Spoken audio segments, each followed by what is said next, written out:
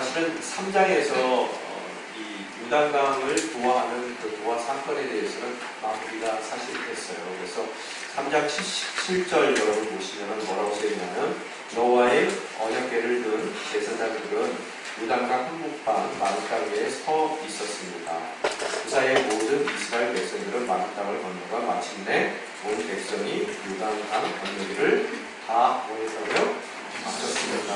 라고 써있는 것으로서 사실 3장에서 모든 것이 끝났는데 4장에 보는 내용이 뭡니까?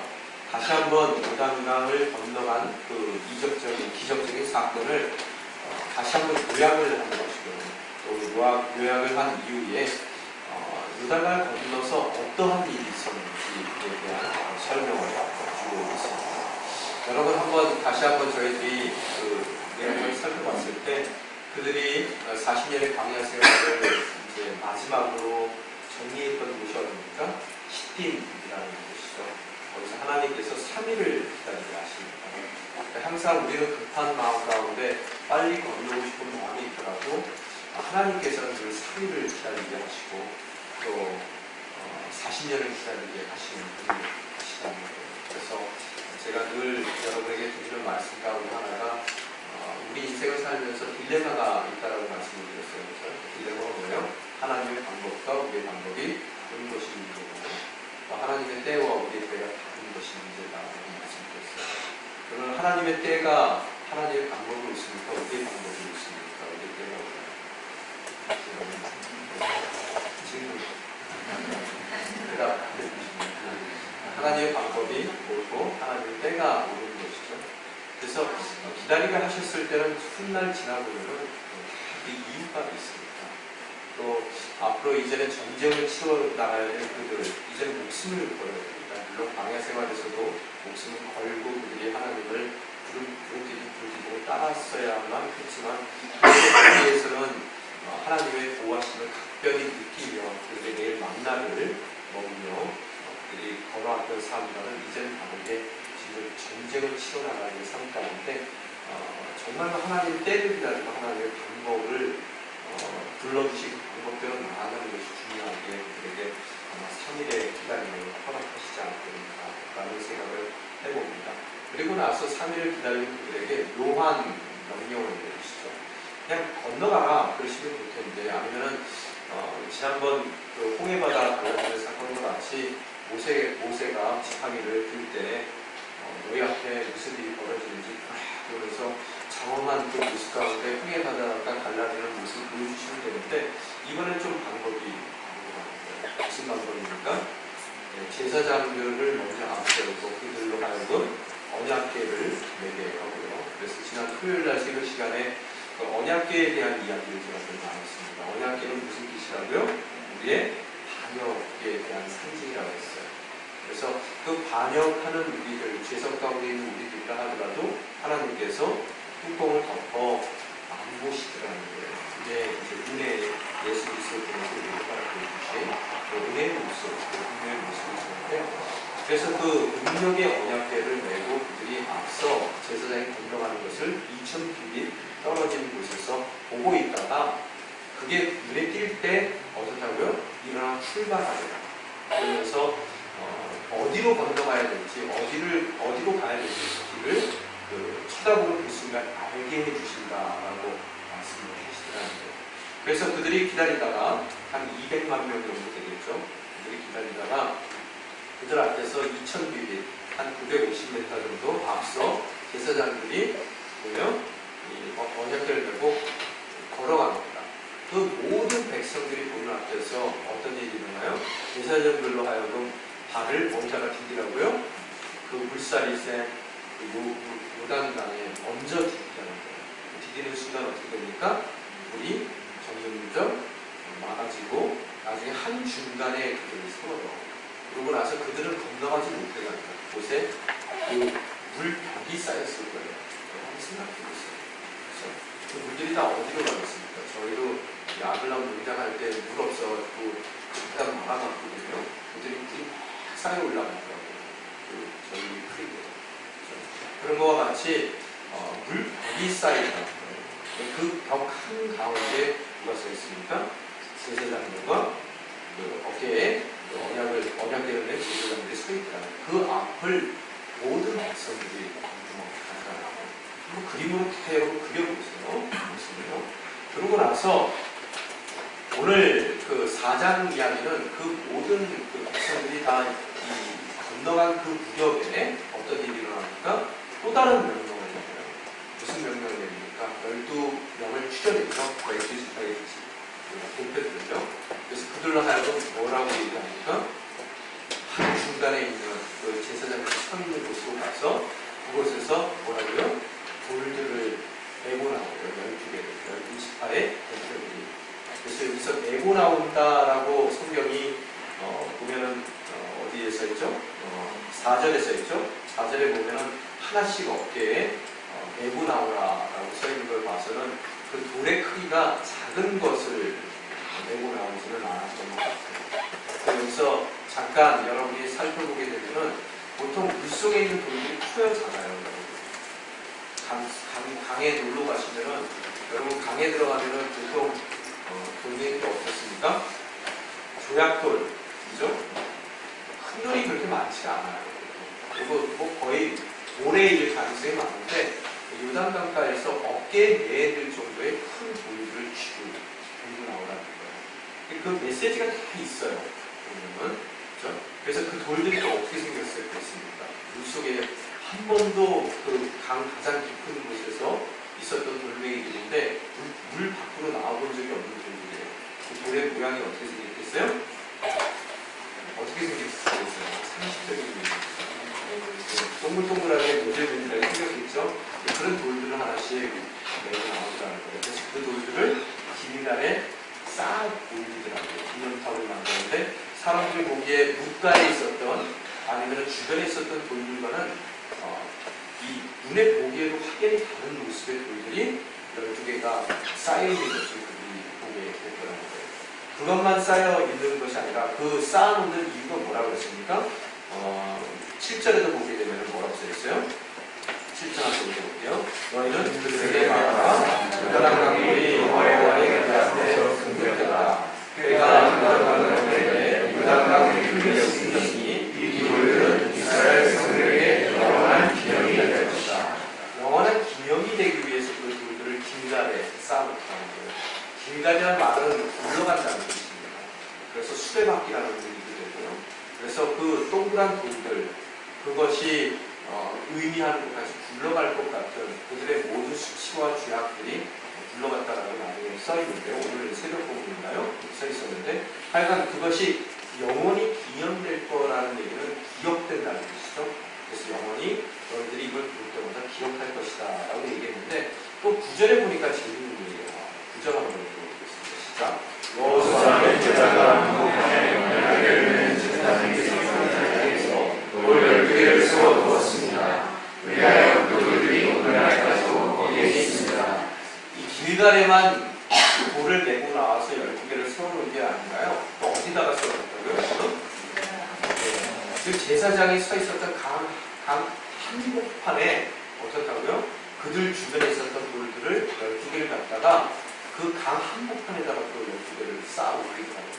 기념탑을 만들어요. 근데 지금 뭐라고요? 여기 저자는 뭐라고 써있어요? 그 돌들이 오늘날까지 거기에 있다고요. 우리 봐요, 못 봐요? 잠수부들이 들어가는 걸 보겠죠?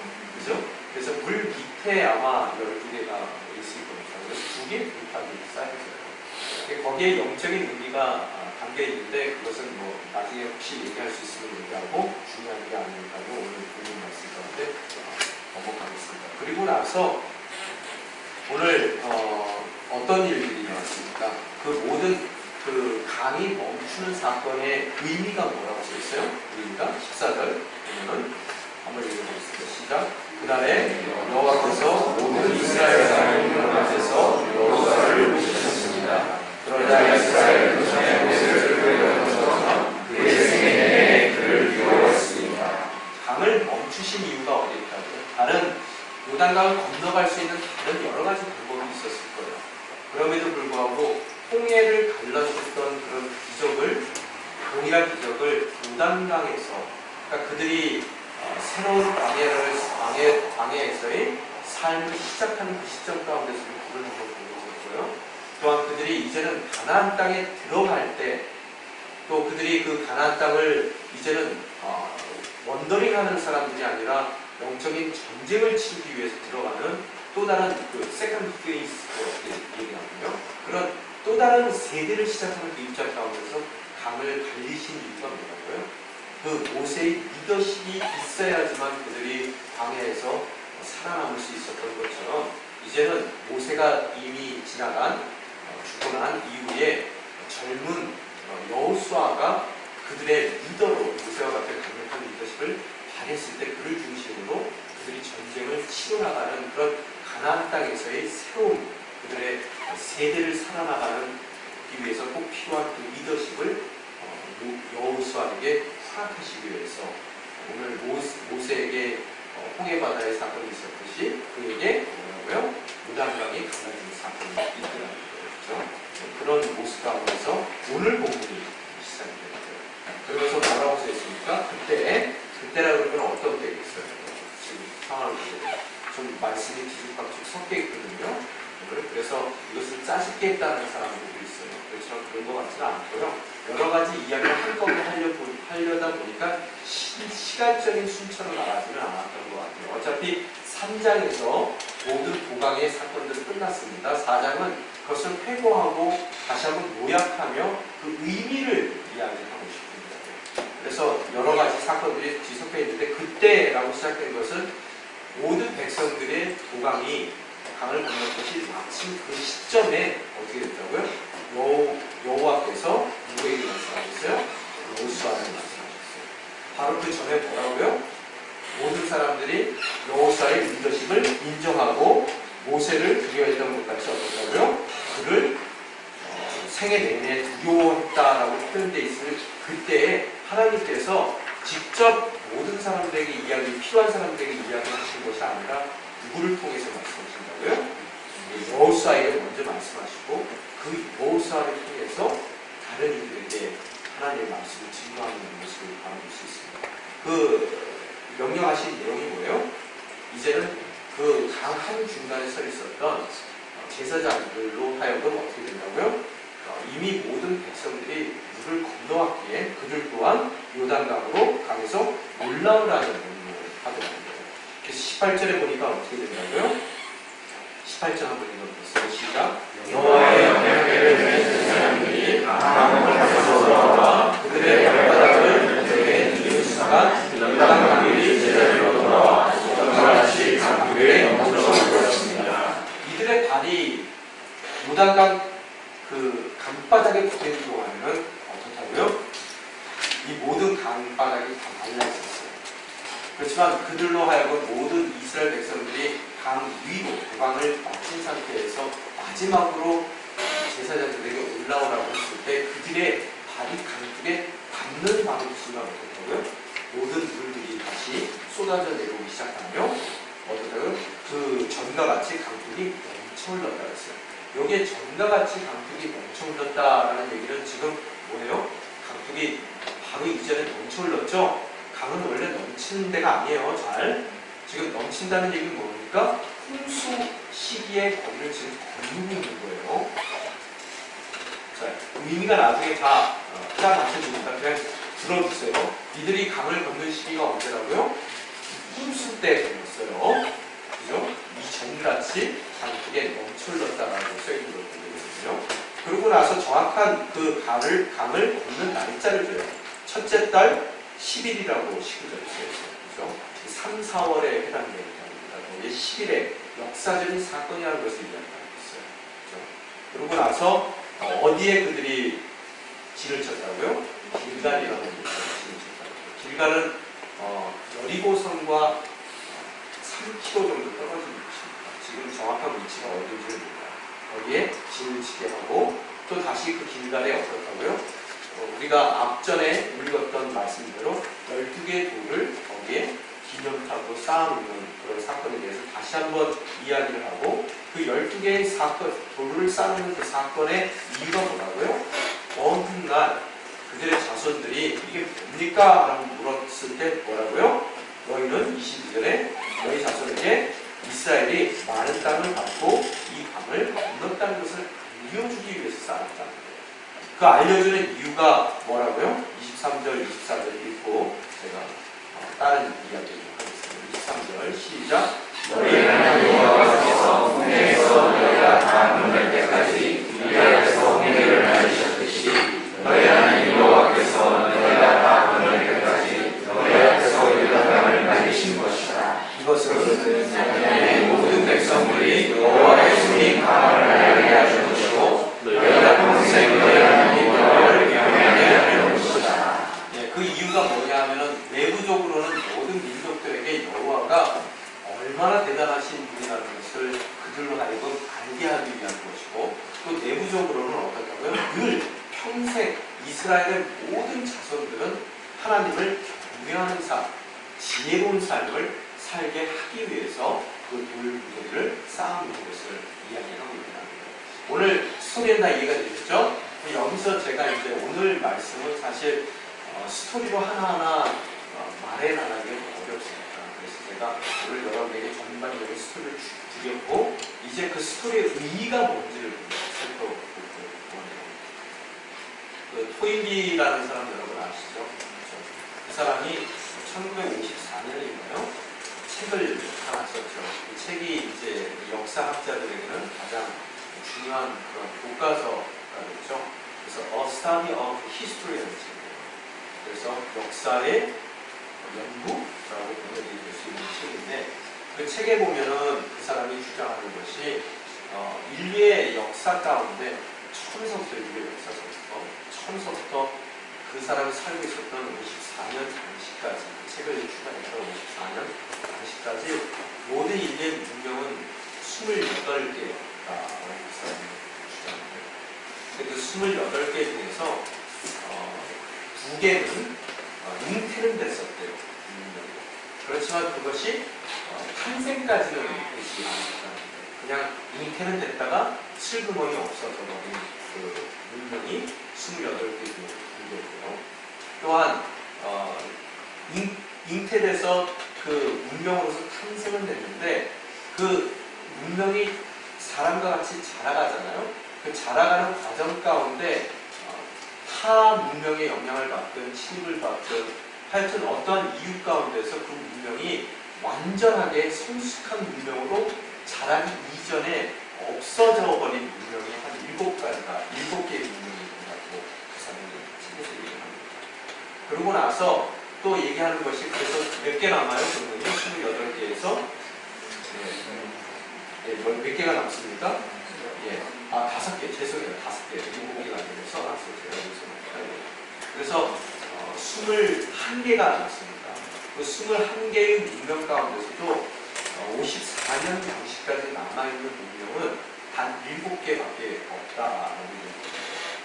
그러면서 이 7개의 문명조차도 당시에 모든 다른 문명들이 서구 문명에 지나치게 동화되기도 하고, 또 그 문명의 영향을 너무 지나치게 받아서 서구화되고 있어서 그들의 문명 자체가 파색되고 있다라고 그 책에서 증거를 하고 있습니다.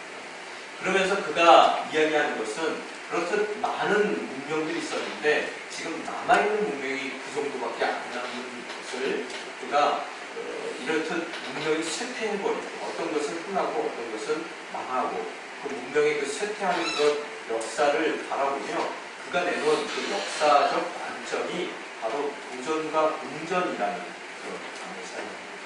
그래서 challenge and response 하는 단어를 사용합니다. 그래서 이 얘기는 뭐냐면 모든 문명이 그 상황이 변하는 거에 따라서 도전을 받는다는 거예요. 근데 그 문명의 구성원들이 그 도전에 잘 응전하게 되면 그 문명은 계속해서 성장해 나가고 크나게 되지만, 그 응전, 변하는 상황 가운데 밀접하게 움직이지 못하고 응전을 못했을 때는 그 추위에 떨던 동물이 그 추위에 적응 못해서 다 멸절하는 것 같아요. 멸종하는 것 같이 그런 문명들도 다 사라져버린다는 그런 관점이에요. 약간 제가 세계관 시간에 말씀드렸죠. 약간 진보적인 사관, 또 이 진화론적인 사관을 갖고 있는 사람입니다. 그렇게 이야기를 하면서 도전과 운전이라고 이야기하면서 그가 줬던 그런 이야기가 특히 쇠퇴하는 그런 문명을 봤을 때 그 문명에 세 가지 이유가 있다고 해요. 쇠퇴하는 이유가. 첫 번째 게 뭐냐면은 소수의 창의적인 사람들이 더 이상 창조적인 그들의 그 사고를 멈추고 그저 단순한 지배적인 그런 지휘가에서만 남을 때 그 문명은 쇠퇴하기 시작한다라고 합니다. 말이 어려워서 제가 외웠어요. 그러니까 좀 이상하더라도 이해를 하세요. 뭐라고요? 첫 번째 문명이 쇠퇴하는 이유가요? 소수의 창의적인 사람들이 리더십을 갖고 있는데 그들이 계속 창조적인 사고를 해야 되거든요. 그런데 그것을 멈춰버리고 그들이 누리고 있었던 그런 지도자적인 지위에만 그들이 집착했을 때 그 문명은 쇠퇴하기 시작한다.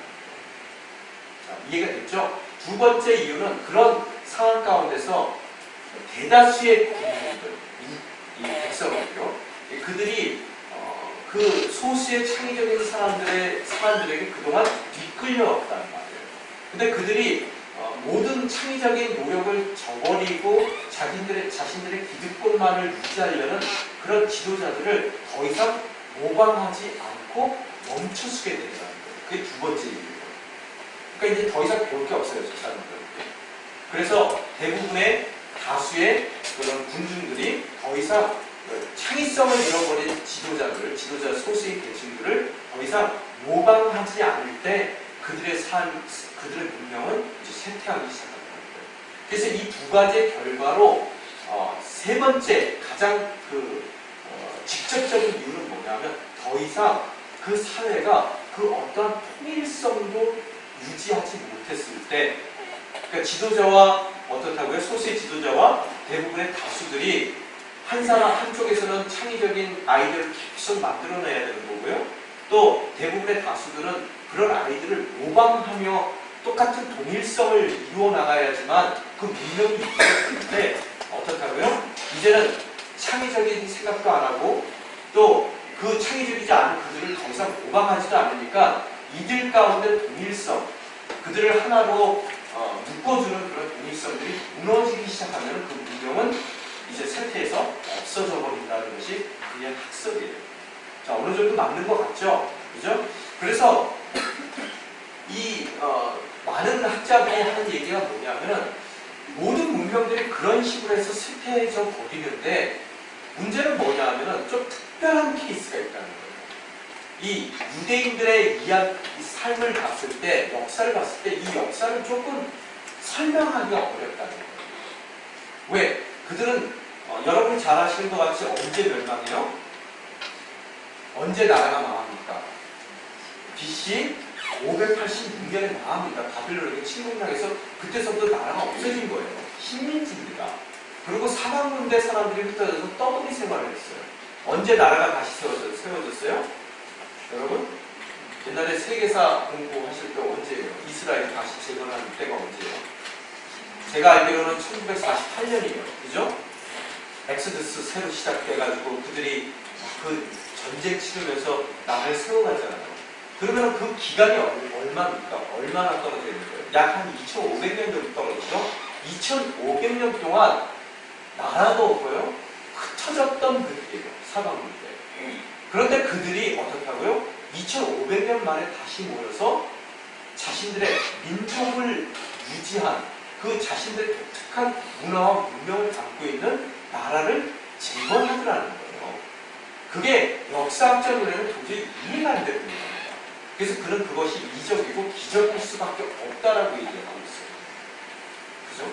그러면 그런 상황 가운데서 그들이 그토록 다 망해서 없어진 것 같은데도 불구하고 다시 한번 민족의 정체성을 세우는 나라로 그들이 거듭날 수 있는 그 이유가 어디 있느냐를 여러분이 봐야 된다는 거예요. 우리도 여기에 대부분 이민 왔습니다. 유학 오신 분들이 있지만.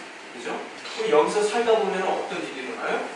우리 또한 이 문화에 우리가 젖어들 수밖에 없는 것이고 나중에 가서는 우리라는 그런 정체성 자체가 흩어질 수밖에 없더라는 거예요. 당장 우리의 삶 가운데. 그죠? 뭐 세대가 뭐 국제 결혼을 하고 나서 또 그 다음 세대가 국제 결혼을 해버리면은 여러분 자체에 대한 정체성에 지켜나가기 어려운 그런 부분들이 있더라고요. 그런데 또한 우리 신앙 가운데서도 여러분이 우리가 갖고 있는 오늘의 교회를 통한 신앙의 유산들이 있고 문명이라는 게, 문화라는 게 있단 말이에요. 이런 것들이 세상에 살고 있으면서 동화되지 않고 우리의 정체성을 지켜나가기 위한 방법이 무엇일까를 이스라엘 백성들의 특징들을 살펴볼 때 우리가 우리의 삶을 지켜나갈 수 있는 방법을 우리가 얻게 되더라는 거예요. 오늘 많이 좀 복잡하죠? 또 많은 분들에게 이게 재미없는 주제일 수도 있습니다. 그렇지만 오늘 가장 중요한 것은 신앙을 안 믿는 세상 가운데서 어떻게 지켜나갈 건지를 우리들이 배울 수 있는 굉장히 좋은 본문이 주어졌다는 거예요. 여러분이 잘 아시는 바와 같이 유대 민족의 가장 큰 문화의 특징 중에 하나가 뭐냐면 구전 문화예요. 오늘 얘기가 죄송해요. 좀 복잡해졌어요. 어떻게 기도하고 준비했는데요. 이렇게 복잡한 얘기를 하게 됐습니다. 그러니까 여러분 오늘 굉장히 좋지만 목사 입장 가운데서는 이것이 여러분이 실생활 가운데 얼마나 이게 마음에 다가올지 모르지만 저한테는 굉장히 중요한 얘기예요. 그래서 이 구전이라는 것이 굉장히 중요한데 이 구전이라는 것은 여러분 뭐예요? 제가 언어적인 얘기도 말씀을 한번 드린 적이 있어요. 이들에게 히브리 언어는 원래 모음이 있다고 했어요? 없다고 했어요? 없다고 했죠? 그래서 자음만 있습니다, 언어가. 그래서 기록을 했다 하더라도 그것이 차라리 의미예요. 기록했다 하더라도 그것이 어떻게 읽어져야 되는지는 구전을 통해서밖에 그들이 알 수가 없어요. 그래서 누군가가 구전을 안 해주면 그들은 그 다음 세대에 그 말이 어떻게 읽어지는지 모릅니다. 그래서 하나님이라는 여호와라는 또 때로는 야훼라고 읽기도 하는 그 단어가 사실은 어떻게 읽어야 되는지 우리는 잃어버렸어요. 왜? 너무나 성스러운 이름이라 그들이 구전을 할 때 어떻다고요? 그 이름을 빼고 다른 것만 구절이기 때문에 그 전통에서 우리가 떨어져 나가게 된다는 거예요. 어떻게 읽는지. 그죠? 그리고 또한 이 구전이라는 것은 여러분 어떤 거예요? 그래서 아버지가 아들에게 그렇게 이야기를 해주고 또 아들이 자기 아들을 낳았을 때 아버지가 읽어주는 대로 그 자녀들에게 읽어주는 것이 그 사람들의 뭐예요? 전통이에요. 그래서 그런 구전 문화가 그들에게는 굉장히 깊이 박혀있더라는 거예요. 그리고 또한 여러분이 잘 아시는 것 같이 그들의 절기 중에서 초막절 같은 경우에는 굉장히 중요한 절기인데 뭐합니까? 초막절이 왔을 때 자기 자녀들을 다 가족들을 데리고 멀쩡한 집 놔두고 일주일 동안 어디가 살아요? 초막절 놓고 장막절 놓고 거기서 산단 말이에요. 그죠? 밤에 이렇게 쳐다보면은 뻥뻥 뚫린 그 구멍으로 하늘이 다 보이고 또 밤에는 춥고 뭐 불편하지만 꼭 1년에 한 번씩 그들은 일주일 동안 초막에서 지내요. 그러면서 뭘 또 먹어요? 쓴 나물을 먹고요. 또 그들이 말랑말랑한 빵을 먹을 수 있는 집이 있음에도 불구하고 나와서 누룩 없는 딱딱한 빵들을 먹으면서 한 주간을 보내요. 그러면서 그들이 뭘 합니까? 자녀들이 물어요. 왜 멀쩡한 집 놔두고 아빠 여기 와서 우리가 이렇게 고생을 하는 거죠? 처음에 캠핑하다가 여러분 일주일 있어 보세요. 하루 있다 그러면은 그게 기념이 안 될 수 있어요. 왜? 재밌잖아요, 그냥. 그런데 일주일 동안 여러분 3일 지나면은 등도 베기고 춥고 또 먹는 것도 입에 거칠고 그러면은 자녀들의 불평도 나올 수 있는 것이고 기억에 굉장히 남을 수 있는 그런 일이라는 것. 그걸 매년 반복해요. 그 반복하면서 질문하는 자녀들에게 뭐라고 얘기합니까? 우리가 원래 애굽의 종살이로 잡혀 있었는데 이렇게 해서 하나님이 우리를 그 애굽의 바로를 한 방에 무너뜨려 버리시고 10가지 재앙을 통해서 그들에게 하나님이 누구신지를 알려주시고 또 홍해 바다가 막 쫙 갈라지고 우리가 마른 땅을 밟고 우리가 이렇게 해서 40년 동안 광야를 헤매다가 이 땅에 들어온 것이다 라고 이야기했을 때 아이들이 뭘 갖게 된다고요? 전통을 갖게 된다는 거예요. 이 얘기는 뭐냐면 한 가족 가운데 똑같은 동일한 스토리를 공유하게 된다는 거예요. 여러분 신앙은 스토리입니다. 성경은 그래서 하나님의 이야기로 써있는 거예요. 그 이야기를 자녀들과 최소한 1년에 한 번씩 공유하고 그들이 체험하는 그 체험들을 통해서 같은 스토리를 세대가 다르다 하더라도 그 다른 세대 가운데서 그들의 모든 세대 가운데 지켜나가고 있는 구전되어지고 있는 또 전통 가운데 그들이 함께 공유하는 뭐예요? 스토리가 있더라는 거예요. 바로 그 스토리가 그들을 하나 되게 만든다는 거예요. 그러면 아까 뭐라고 했습니까? 창의적인 지도자들이 늘 깨어서 그 지도자들이 그런 창의적인 방법으로 모든 것들을 갖다가 그들이 이루어 나갔을 때 다수들이 그 이유가 뭔지도 모르지만 그 다수들이 그 창의적인 모습들을 모방하는 것이고요. 또 그 모방이 그들 삶 가운데만 끝나는 것이 아니라 구전이라는 방법과 또 절기를 지키는 모든 행위들을 통해서 어떻다고요? 다음 세대에 함께 그 모든 그 스토리들이 공유되어지는 그런 공동체를 그들이 살게 되더라는 거예요. 그 공동체 가운데 어떻다고요? 그들은 2500년 만에 나라를 잃고 뿔뿔이 흩어져 살았지만 살고 있었던 바로 그곳에서 그들은 구전으로 그들의 언어들을 지켰고 하나님의 말씀을 지켜냈고요. 또한 그들이 어디를 살든지 초막절을 지키고 그들이 그 조상들이 겪었던 하나님의 모든 그런 역사들을 함께 그들이 겪어나가며 그 세대가 흘러가더라도 그것을 기념했기 때문에 기억했기 때문에 어떻다고요? 하나님의 때가 된 2500년이 지난 그 시대에 다시 한번 그들의 나라를 만들어낼 수 있는 다시 재건할 수 있는 기회를 얻게 된다는 거예요. 이해가 되십니까? 지금 제가 하는 얘기가? 이게 여러분에게 묻습니다. 우리에게 그런 기념이 있느냐는 거예요. 여러분이 매일 함께 자녀들과 모여서 예배를 드리셔야 돼요. 그 가운데서 큐티를 하더라도 함께 큐티를 하며 그죠? 자녀에게 너의 생각은 어떤지 묻고 또 나의 생각은 어떤지를 함께 자녀들과 쉐어링 해야 된다는 거예요. 집에서. 또한 여러분이 우리 이렇게 교회에서도 지금 아웃리치를 하는데 이런 1년에 한 번씩 뭔가 여러분이 함께 공유할 수 있는 불편한 일주일을 여러분이 보내셔야 된다는 거예요. 한 번도 그동안 뭘 내가 하다못해 은혜의 집에 가서 봉사하는 것을 한 번도 해본 적이 없다. 어떻다고요? 자녀들을 이끌고 함께 가서 그 봉사하는 그 과정들을 통해서 뭔가 그 가정 가운데 함께 공유될 수 있는 스토리를 여러분이 만들어 가셔야 된다는 거예요. 이해가 되십니까? 그랬을 때 그 가정이 비록 캐나다 땅 가운데서 세상적인 문화 가운데서 살고 있다 하더라도 또한 여러분 다운타운 가면 얼마나 레인보우 깃발들이 펄럭거립니까?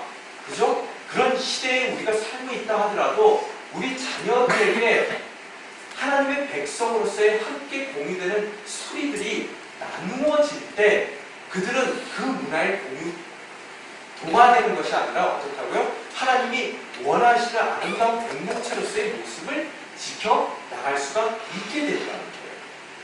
이해가 되십니까? 바로 오늘 그 얘기를 성경을 하고 있는 거예요. 이번에 아웃리치를 가든 또 은혜의 집을 가든 어딜 가든 자녀들의 손을 붙들고 가시길 부탁드립니다. 그래서 여러분이 갖고 있는 신앙의 모든 그런 스토리들을 자녀들과 공유하실 수 있어요. 또 큐티를 하실 때 나만 하지 말고요. 그럼 나만 은혜 받는 거예요.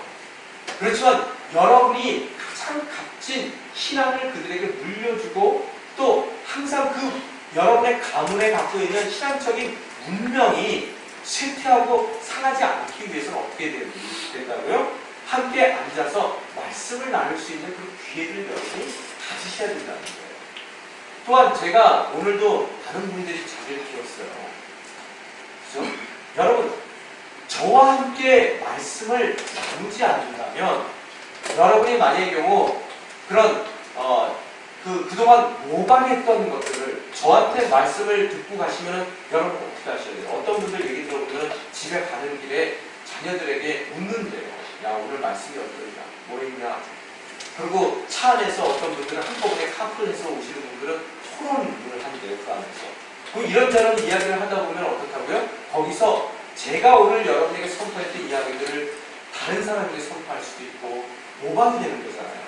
그죠? 그 모방 가운데서 함께 우리 모두가 어떻다고 여러분이 들은 이야기를 가정에 가서 또 자녀들과 함께 나누는 그런 모방들이 일어났을 때 어떻다고요? 우리에게는 공유되는 스토리가 있더라는 거예요. 우리에게 동질성을 가져다 주는, 그죠? 우리의 오늘의 교회를 통한 이 땅 가운데서의 그런 신앙이라는 그런 공동체가 지려야 될 그것들을 놓치지 않고 계속해서 쇠퇴되지 않고 이루어 나가는 그런 구심점이 될 수 있는, 토인비가 얘기하는 바로 그것이 가능해지더라는 거예요. 지금 제 얘기가 이해가 됩니까? 여전히 안 나오시면은 아무리 오늘의 교회에 이름을 딱지를 붙이고 계신다 하더라도 그것이 여러분에게 소용없는 일이에요. 그죠? 또한 여러분만 앉아서 여기서 함께 말씀을 나누고 여러분 삶으로 그것을 멈추게 됐을 때 그것이 가정 가운데 다시 한번 선포되고 여러분이 느낀 점들을 여러분의 자녀들과 나누지 않는다면 결단코 여러분이 맨날 오늘의 교회의 성도로 참여하신다 하더라도 그 오늘의 교회의 그 동질성 가운데 여러분이 포함되지 않는 것이고요. 그러다 보면은 여러분 삶으로 여러분만 열심히 참석한다면 여러분의 삶으로 그 모든 운명이 쇠퇴해버리고 없어져 버리는 결과를 가질 수밖에 없더라는 거예요. 이해가 됩니까? 솔직하게 말씀드릴게요. 순장님들이 안 오고 팀장님들이 안 오면은 우리 교회는 미래가 없습니다. 미래가 없어요. 저는 예배 참석하는 것에 대해서 강조하지는 않습니다. 늘 갖고 있는 마음이 뭐냐면 이게 꿀이 변변치 않아서 거인들이 안 모이는 것 같다. 이렇게 생각을 해요. 그렇지만 우리에게 필요한 꿀이라면은 여러분이 변변치 않는 꿀이라도 먹어야 삽니다. 또 물고 가신 것을 여러분의 가족들에게 다 전달하셔야지만 우리가 살아남을 수가 있어요. 이해가 되십니까? 그래야 때로는 핍박을 받아서 우리가 바벨론을 끌려가기도 해요. 그 이후 2500년의 세월이 흘러버리기도 합니다. 그렇지만 하나님이 그 모든 전통들을 우리들이 유지해 나갔을 때 어떻게 하고요? 하나님의 때에 우리에게도 1948년의 놀라운 역사 가운데, 인류의 역사 가운데 단 한 번도 없었던 그런 기적이 여러분의 자녀들의 삶을 통해서 일어나더라는 거예요. 이해가 되십니까? 오늘 그래서 강을 건넜는데 건넜으면 됐잖아요. 그냥 가도 되는데 어떻게 하고요? 하나님께서 그들로 하여금 돌멩이 주송을 하는 거예요. 그게 싹 오라는 겁니다.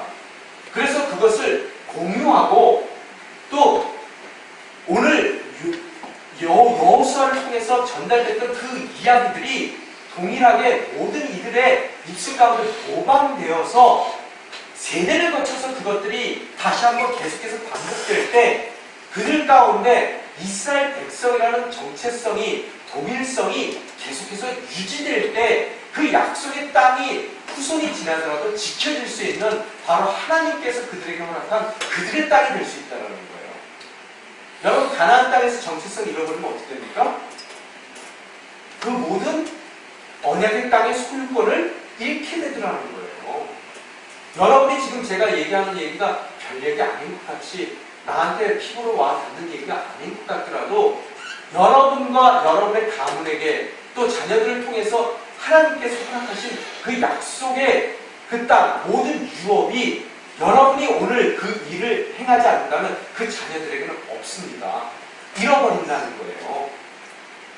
만약에 보면 여러분이 오늘 제가 드린 말씀을 삶 가운데 실천했을 때 행여 여러분의 자녀 가운데 그 하나님의 말씀에서 비껴나가서 바벨론으로 끌려가는 그런 일이 있다 하더라도 2500년 후에 어떻게 된다고요? 다시 한번 그 약속의 땅을 소유하게 되는 하나님의 백성으로서의 삶을 살게 되더라는 거예요.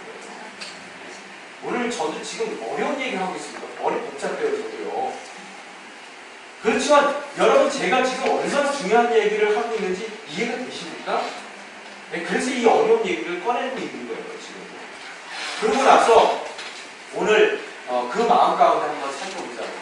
그럼 기념해야 될 것이 무엇인가? 나머지 시간 동안에 살펴보려고 하는데요. 첫 번째, 그 기념되는 것이 바로 요단강이라는 하나의 장소라는 거예요. 아까 제가 잠깐 말씀드린 것 같이 요단강은 원래 좁은 강이에요. 그래서 뭐죠? 성지순례 갔다 온 사람들이 다 갔다 와서 부처를 갖고 강이라고 부르기까지 합니다. 이런 얘기 하시는 분들이 많아요. 그리고 물도 막 꾸정물이고 그렇다고 이제 그런 얘기를 하시더라고요. 그래서 거기서 세례받는 게 별로 그렇게 기분 좋은 일은 아닐 것 같다. 이런 얘기까지 들었어요. 근데 아까 잠깐 말씀드린 바와 같이 어떻다고요? 다시 제사장의 발에 감쪽에 닿았을 때 물이 넘쳐 흘렀다라고 얘기하죠. 그리고 그때가 뭔가 홍수를 겪고 있을 때라는 거예요. 하나님은 항상 그런 때를 선택하십니다. 그냥 연못 건너게 하시는 분이 아니라 홍해를 건너게 하시는 분이에요. 자, 이해가 되셨어요? 그래서 기념해야 될 그 장소는요, 철저하게 기념할 만한 장소를 선택해서 여러분을 그 앞에 세우신다는 거예요. 자, 연못 건넜습니다. 기억하겠어요? 여러분, 우리 여기 크릭 있죠? 그거 건너면 여러분 기념이 되겠습니까? 그죠? 그래서 이왕 건널 것 같으면 확실하게 기념될 때 건너게 하신다는 거예요. 기념될 곳을 건너게 하시는 거예요. 그래서 여러분이 이 이야기를 보게 되면은 아마 그런 것 같아요. 저도 캘거리 살 때 보면 캘거리는 한 4월 달 정도 되면 홍수가 나요. 이 강이 범람합니다. 캘거리에 굉장히 강들이 많거든요. 그게 범람을 해요. 비 안 오거든요. 범람 막 해서 난리가 나요. 그래서 옆에 있는 자전거 길들이 다 물에 잠겨서 다 떠내려가고 그래요. 왜 그래요? 예, 그렇죠. 겨울 내내 산에 눈이 쌓여있다가 그냥 한꺼번에 녹아들게 돼요. 그럴 때 이 강이 범람해버립니다. 아마 그런 의미일 것 같아요. 그래서 이 이야기를 들어보면은 이 범람할 때 되면은 강폭이 약 1km에서 1.5km까지 늘어납니다. 강폭이요. 또한 그 물살의 그 깊이가, 물의 수심의 깊이가 3m에서 5m 정도의 깊이가 됩니다. 또한 한꺼번에 물들이 쏟아져 오니까 물살이 어떻다고요? 굉장히 세다는 말이에요. 그래서 사람이 한 발 집어넣다 하더라도 그 물에 떠내려갈 수밖에 없는 그런 상황이라는 거예요. 아마 이들이 시딤에 서서 그 강을 바라보며 사람들이 됐을 거예요. 저 강 어떻게 건너가려고 그러지? 그죠? 이미 홍해에 대해서는 굉장히 많이 잊고 있었단 말이에요.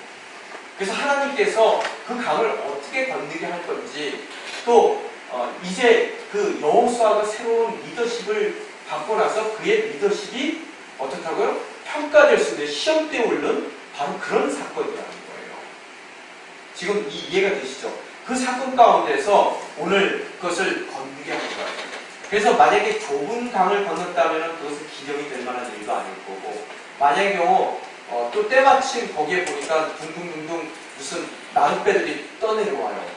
그래서 그 나룻배에 수십 척의 나룻배가 있어서 그것을 타고 왔다 갔다 건너했다면 여러분이 어떻게 생각하겠어요? 어떤 분이 그 얘기를 해주시더라고요. 어떻게 생각할 것 같아요? 여러분, 느니웨로 가라 그랬더니 마침 가보니까 어디 가는 배가 있어요? 다시스 가는 배가 있듯이 내가 마침 거기 도착하니까 강물은 불어가지고 지금 난리가 났는데 그것을 건널 수 있는 나룻배가 있더라. 이 사람은 돈이 있어요, 없어요? 포로 출신, 노예 출신들이. 있어요, 없어요? 없어요? 정말로 없어요? 여러분, 광야를 가는데 왜 하나님께서 하필이면은 이 애국 백성들이 나갈 때 뭐 줬어요? 네, 귀금속들 막 빼서 줬단 말이에요. 근데 아마 생각했을 거예요. 여러분 같은 생각 안 하겠어요? 광야 돌아다니면서 40년 동안 돌아다니면서 이거 왜 줬지? 하나님이 필요가 없는데 어디 가서 마트가 있어서 사먹을 수 있는 것도 아니고요. 그죠? 그래서 그걸 갖고 있다가 이 나룻배를 타려는 뱃사으로 하나님께서 미리 40년 전에 얘기하셨더라고. 그것도 성경책에 기록할 만한 그런 일이에요. 그죠? 근데 그거보다 더 멋진 역사를 허락하시더라는 거예요. 여러분 그것을 여러분 삶 가운데 어플라이해야 돼요. 여러분이 기념할 것. 여러분이 넘을 수 있는 시대임을 던지십니다. 기념이 안 돼요. 또 여러분이 건너가야 될 연못 정도로 하나님께서 여러분으로 하여금 기념하라고. 그래서 그것을 다른 사람들에게 가르치는 것으로서 그들이 모방하게끔 하고 또 그들의 자녀들까지 가르치는 것으로서 대를 이어서 그 문명이 유지될 수 있도록 하기 위한 하나님의 섭리 가운데 그것이 2500년이 지나도 흔들리지 않게 만들기 위해서는 뭔가 강한 계기가 있어야 된다는 거예요. 그래서 우리 삶 가운데 정말로 말도 안 되는, 정말로 여러분의 헉 소리가 날 만한 범람에서 그 어떤 누구도 감히 건드지 못할 것 같은 부담감이 여러분 앞을 가라막고 있는 거예요. 여러분의 경제적으로 도저히 내 힘으로는 불가능한 일이 여러분 앞을 가라막고 있고요. 또 갑자기 멀쩡했던 내 건강이 한꺼번에 다 무너져서 이제는 도저히 한 발도 약속의 땅으로 건너갈 수 없을 정도의 그런 여러분을 거기에 말뚝 박아놓는 그런 사건들이 여러분 삶 가운데 일어나더라는 거예요. 근데 그게 작은 거면 안 돼요. 할렐루야. 지금 제가 얘기하는 게 이해가 되세요? 그게 작은 거면은 여러분도 잊어버려요. 기억도 못해요. 또 그것을 누가 얘기한들 모방하겠습니까? 또 그 모방이 안 되고 누군가에게 기념비적으로 만약에 여러분 그냥 개울가 건넜는데 돌멩이 12개 주워오래요. 그러면 이거 뭐라 그러겠어요? 12개 싸들어라고 그러면 여러분이 만약에 12명으로 뽑혔어요. 저희 가서 조그만 돌도 아니고 큰 돌 들고 오래요. 개울 건너는데요. 그러면 여러분이 어깨에 돌을, 그 개울에 어깨에 멜 만한 돌이 있는지도 모르겠지만 메고 오면서 뭐라 그래요? 저 여호수아 저 문제다 문제. 뭐 이런 걸 갖고 뭐 오묘쟁이냐? 뭐 여러분이 할 거 아니에요. 추덕추덕대면서 갖고 올 거 아니에요. 지금 여러분 강바닥에서 어깨에 멜 수 있는 돌들을 들고 오는 그 사람들 마음 가운데 감격이 뭐냐는 거예요. 그것도 한 가운데 가서 들고 오라는 얘기가 뭐예요? 그 앞에 뭐가 있어요? 물이 벽이 쌓여서 지금 철철철철 거기서 출렁출렁거리고 있어요. 그 앞에서 뭘 들고 온다고요? 돌멩이 들고 온다고 생각해 보세요. 그 돌멩이 들면서 여러분 막 물고기 왔다 갔다 하는 것도 보일 거고 그 물들이 여러분 앞에서 철철 그 벽이 돼서 쌓여가는 것을 여러분이 볼 텐데 그 앞에서 돌멩이 주워다가 갖다 쌓으면서 여러분이 뭐라고 생각하시겠어요? 야, 이건 정말 대단한 일이다. 만나는 사람마다 얘기하겠어요? 안 하겠어요? 하겠죠? 그리고 그들이 그 이야기를 또 다른 이들에게 얘기하고 자식들에게도 평생 살면서 살아 숨쉬는 동안 그 얘기 안 하겠어요? 군대 갔다 온 사람들도 보니까 맨 군대 고생한 사람들은 저희 아버님도 지금도 군대 얘기하세요. 저만 보면은요. 근데 만약에 경우 군대 방위 갔다 왔어요. 해요 안 해요? 그 사람들 군대 얘기. 방위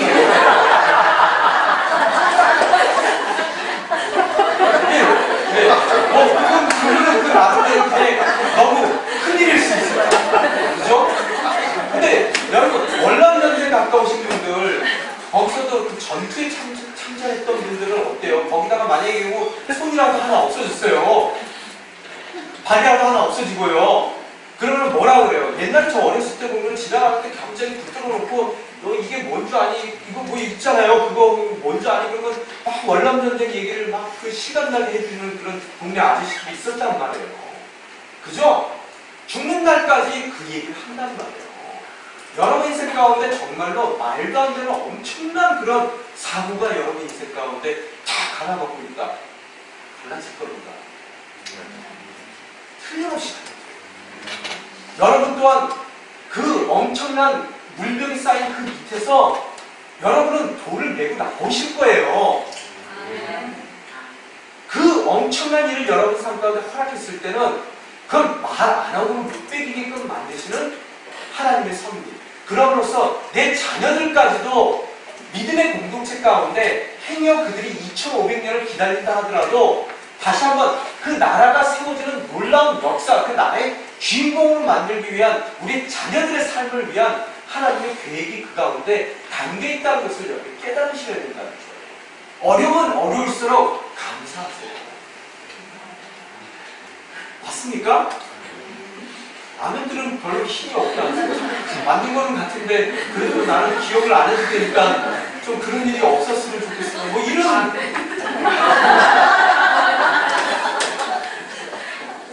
오늘 이 이야기 왜 여기에 써있는지 이해가 되시냐는 거예요. 그죠? 그리고 두 번째 또 봐야 될 것 중에 하나가 뭐냐면 이 제사장이 있더라고요. 저 같은 경우에는 제가 목사니까 성직자들이 뭔 죄예요? 또 왜 앞에다 세워요? 그것도 95m 정도, 950m 정도 떨어졌으면 뭐예요? 이거 마르타 시험하는 것도 아니고요. 물에 빠지는 안 죽나? 여러분 그런 생각 안 해보셨어요? 지금 한 200만 명이 지켜보는 데에서 내가 지금 물에 빠져 죽을지 아닐지 지금 시험대에 올라가 있는 거예요. 발 담가야 돼요. 근데 물 보니까 막 물이 막 돼지도 떠내려가고 막 한강 그 홈스 갔을 때 여러분 생각해보세요. 그 물가에 가고 싶어요? 그죠? 잔잔한 순간 가고 싶어요. 왜? 강가를 거니는 운치가 있잖아요. 근데 여러분 막 돼지도 떠내려오고 지붕도 떠내려오고 막 그냥 막 물이 흙탕물이 돼서 막 흐르고 있는 거기 여러분 발 담고 싶냐고요. 아무리 성직자지만요. 또 등에다가 뭐예요? 원약기름 내서 뭐 그나마 위로는 될 것 같아요. 여러분 리더십이라는 것은 바로 그런 거예요. 먼저 발을 담깁니다. 내가 발 담글 때 나도 두려워요. 어찌 안 두렵겠습니까? 여러분 목사라고 다 믿음 좋아요? 우리도 사람이에요. 그죠? 어려운 일 보면은 저희도 겁나요. 떨립니다. 제가 그 예전에 영화 어렸을 때 포세이돈 언더벤처인가요? 뭐 그거 배 이렇게 뒤집혀가지고 한 목사가 사람들 살리는 얘기 나오잖아요. 그걸 너무 감명 깊게 봤어요. 그래서 제가 그랬어요. 절대 난 목사 되지 말아야지. 그걸 보고요. 왜? 이건 목사는 자기의 직분 때문에 안 할 수도 없고 또 남들 앞에서 죽는 거에 대한 두려움을 보일 수도 없고 저희도 사람이에요. 그런데 하나님께서 먼저 발 담그래요. 또 나머지 건너오시는 분들은 발 젖어야 안 젖어요? 안 젖어요. 제사장들 발 젖습니까? 안 젖습니까? 젖어야 돼요. 그들이 강둑에서 발을 밟고 걸어가며 아마 어깨까지, 이 가슴까지, 이 뭐예요? 허리까지 찼을 수도 있어요. 중간에 섰을 때 물이 멈추기 시작해요. 점점 들어가면 들어갈수록 물이 점점 멈춰간단 말이에요. 그래서 그들이 한참 기다렸을 거예요. 물이 쌓일 때까지, 또 말릴 때까지. 그들을 발은 찼습니다. 그리고 생각해 보세요. 건너가라 그러면 처음 했으면 처음 하는 거를 그냥 끝내버리지. 또 차 하나님도 넘어왔어요. 왜? 다 건너갈 때까지 어디 서 있으라고요? 예, 제일 물 많이 쌓여있는 중간에 서 있으래요. 여러분, 그게 그 사람들에게 쉬웠겠느냐는 거예요. 서 있어야 되는 거예요. 언제까지요? 모든 백성들이 다 건너갈 때까지. 그게 리더십입니다. 가장 첫 발을 담는 거예요. 그들이 건너갈 때까지 거기에 서 있어야 되는 거고요. 또한 어떻다고요? 다 건너간 후에 제일 마지막으로 그 밑을 밟는 것이 리더십이에요. 여러분 그런 말 있잖아요. 이 정말인지 거짓말인지 모르겠지만 많은 목사님들 계시죠. 이스라엘의 군인들 말에는 돌격 앞으로란 말이 없답니다. 무슨 말이 있어요? 나를 따라라. 그 얘기가 있대요. 원래 근성이 그렇대요. 그 사람들. 돌격 앞으로는 뭐예요? 나는 뒤에 서 있고 이 쫄른들만 앞으로 쭉 보내는 게 돌격 앞으로잖아요. 이스라엘 군인들은 그게 없대요. 나를 따르라네요. 그래서 제일 앞에 쓰는 것이 그들의 근성이라고 합니다. 오늘 리더십이라는 것은 어떻게 하고요? 내가 힘들지만 나도 두렵지만 뭐라고요? 나보다 더 두려워할 사람들이 담대함을 갖고 하나님만을 바라보며 나아갈 수 있도록 내가 내 두려움을 스스로 넘어설 수 있는 몸이 되어야 되는 것이고요. 또 두 번째로 그들이 발에 물이 안 젖게 하기 위해서 내 발이 젖어지는 그런 불편함을 감수할 수 있는 것이 리더십이라는 거예요. 또한 서 있는 것이 너무너무 두렵고 어렵지만 그들이 다 지나갈 때까지 내가 그들이 떨려 지나가지 않도록 내가 그들을 위해서 떨어주는 것이 바로 뭐라고요? 리더십이라는 거예요. 안 떠는 사람 없습니다. 얼마나 무서웠겠어요. 그죠? 그렇지만 거기에 어깨에 언약궤를 메고 자기 앞으로 지나가는 모든 어린아이도 있을 거고 노약자도 있을 거고 또 한번 생각해 보세요. 애가 또 철부지 애들은 또 여러분 건너갈 때 그냥 건너갑니까? 또 여기 우리도 보면 어때요? 막 예배당에서 이리저리 뛰어다니는 애들 있단 말이에요.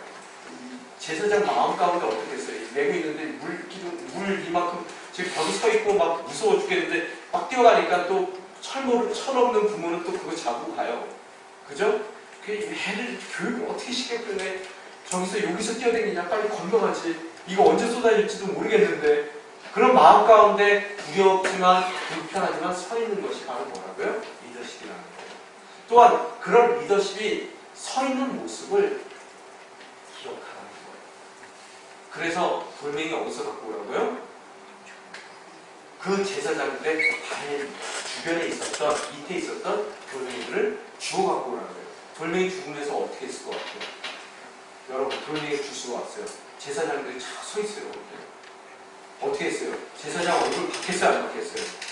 또 그들이 늠름한 모습으로 서 있는 것을 박혔습니까? 안 박혔습니까? 그죠?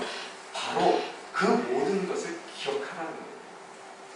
그래서 제가 뭐 어떤 분이 그러세요. 목사님 왜 믿음 생활하는데 자꾸 죽자 그러십니까? 여러분, 믿음 생활 죽지 않으면 못합니다. 여러분이 옛사람이 죽지 않고서는 절대로 여러분이 믿음 생활 할 수가 없어요. 제가 오늘 이 본문을 통해서 정말 우리 교육자들이 먼저 이런 요단강의 한 중간에 제일 먼저 그 발을 담그는 사람들이 되기를 원하고요. 또 거기서 여러분이 다 지나갈 때까지 우리도 두렵지만 서로 위로하면서 권면하면서 그 부르심을 주님께서 허락하실 때까지 지키고 서 있는 리더십들이 되는 거예요. 또한 그 리더십들과 함께 움직이는 평신도 리더십들도 그냥 그런 지금 창의적인 일을 하고 있는 거거든요. 세상에서 단 한 번도 해본 일이 아니에요. 그 물벽이 쌓여있는 그곳에서 서 있는다는 것입니다. 그래서 이 창의적인 소수들이 진정 모든 다수들이 모방할 수 있는 그런 신앙생활을 우리 평신도 리더십도 목회자들과 함께 해나가는 거예요. 그래서 비록 거기에 서 있지는 않지만 그 서 있는 신앙을 바라보는 것으로서 배우고, 또한 그들이 후대에 지난다 하더라도 어떤 신앙생활을 해야 되는지를 그 돌무더기를 바라보며 자녀들에게 설명해주고 주변 사람들에게 설명해줄 때 우리는 어떻다고요? 진정 요단강을 건너간 신앙 공동체로서의 동일성을 끝까지 유지할 수 있는 것이고, 그럴 때 어떻다고요? 우리 삶 가운데 하나님께서 우리들의 자녀들에게도 그 언약된 모든 약속의 땅의 주인으로서의 삶을 살아가도록 주님께서 은혜를 베푸실 것으로 믿습니다. 바로 오늘 그 이야기예요. 그래서 이 모든 것이 전수되어야 됩니다. 이제 리더십들이 버티고 섰을 때 여러분이 그 리더십들의 얼굴 보세요. 삶을 보세요. 그러고 나서 여러분 또한 돌을 옮겨 가셔야 됩니다.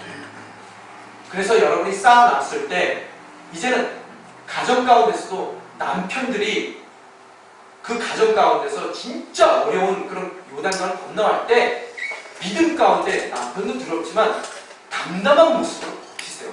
여기 있는 남편들. 그래서 그 모습으로 나도 두렵지만 아내를 위해서 또 자녀들을 위해서 내가 재정의 어려움이든 또 그게 스테이투스의 어려움이든 무슨 어려움이든 흔들리지 않고 제사장으로 그 자리에서 버텨주셔야 된다는 거예요. 그랬을 때 아내들은 그 늠름한 남편들의 모습을 기념하기 위해서 남편 발치에 있는 돌을 가져다가 자녀들 앞에 쌓아 놓으셔야 된다는 거예요. 그래서 그 자녀들에게 설명하세요. 그들에게 나누시라는 거예요. 아빠가 이렇듯 위대한 믿음 가운데 서 있었다. 나도 그 아빠의 믿음으로 인해서 내가 오늘 이 가정을 이렇게 멋지게 하나님 앞에 드릴 수가 있었다. 너희들도 앞으로 결혼해서 가장이 된다면 버티고 서 있어야 되는 거고, 아내가 된다면 버티고 서 있는 그 남편의 그 기념을 위해서 돌들을 쌓아나가야 된다. 너희 인생 가운데. 이해가 되십니까? 또 부모들은 어떻다고요? 부모들은 자녀들을 위해서 그 물벽 앞에 여러분이 버티고 서 있어야 되는 거예요. 그 자녀들이 어떻게 된다고요? 버티고 서 있는 여러분의 발 옆에 있는 그 돌들을 메어다가 그들 인생 가운데 쌓아가야 되는 것이라는 거예요. 그러면서 그들이 훗날 결혼해서 자녀를 가졌을 때 동일한 자녀들에게 그 전통과 모든 공유되는 하나님의 스토리들을 그들에게 심어줄 수 있어야 됩니다. 또한 더 나아가서 우리 교회 차세대가 해야 될 일이 뭡니까?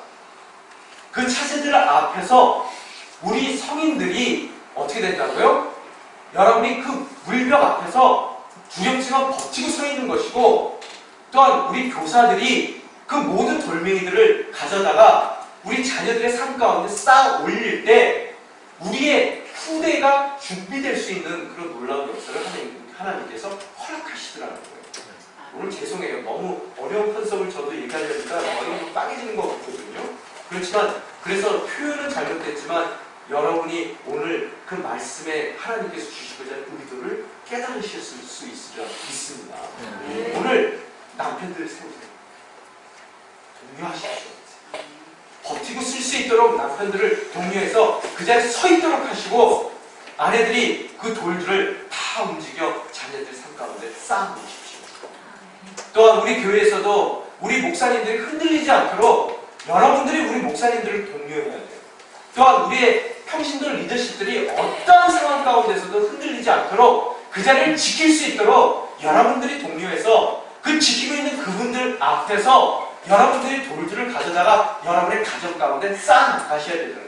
여러분 숨 가운데 쌓아나가셔야 되는 거고, 여러분의 팀 가운데 쌓아나갈 때 우리에게는 주님께서 허락하신 모든 유업들을 정말 자손 대대로 늘어나갈 수 있는 그 은혜의 대상으로서의 삶이 가능하다는 거예요.